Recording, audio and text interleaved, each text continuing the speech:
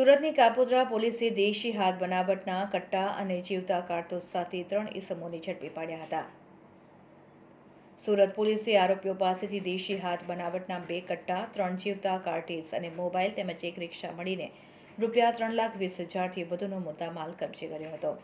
આરોપી દેશી કટ્ટા સાથે 840 કિલોમીટરનું અંતર અલગ અલગ વાહનોમાં કાપી સુરત પહોંચ્યો હતો। પોલીસે બંદૂક આપનાર 2 ઇસમોને વોન્ટેડ જાહેર કર્યા હતા અને આગળની કાયદેસરની કાર્યવાહી હાથ ધરી હતી।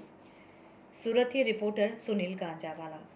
શ્રી અનુપમસિંહ ગેહલોત સાહેબ સુરત શહેરના હોય સુરત શહેરની અંદર ગેરકાયદેસર પ્રવૃત્તિઓ થતી અટકાવવા માટે આપેલી સૂચના અને માર્ગદર્શન મુજબ સરથાણા પોલીસ સ્ટેશનના પોલીસ ઇન્સ્પેક્ટર શ્રી એમ.ડી. ઝાલા નાઓને મળેલ બાતમી આધારે સર્વેલન્સ સ્ટાફના પીએસઆઈ શ્રી એમ.જી. લીંબોલા તથા સર્વેલન્સ સ્ટાફના અન્ય પોલીસ માણસો આજરોજ વાહન ચેકિંગમાં હતા। તે દરમિયાન તેઓએ બાતમી હકીકતના આધારે પરપ્રાંતીય વિદેશી દારૂનો જથ્થો ભરીને આવતા એક ટેમ્પાને પકડી પાડેલ છે અને પરપ્રાંતીય બનાવટની દારૂની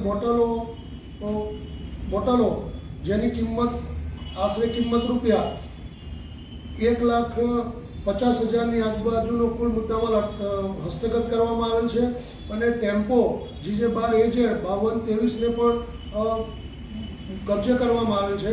આ ગુનાના કામે એક આરોપીની અટકાયત કરવામાં આવેલ છે।